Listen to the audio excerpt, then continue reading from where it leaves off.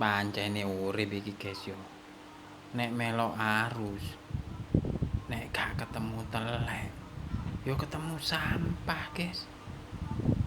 Tapi yo jenenge urip yo. Wong ngomong, yo kadang rungokno.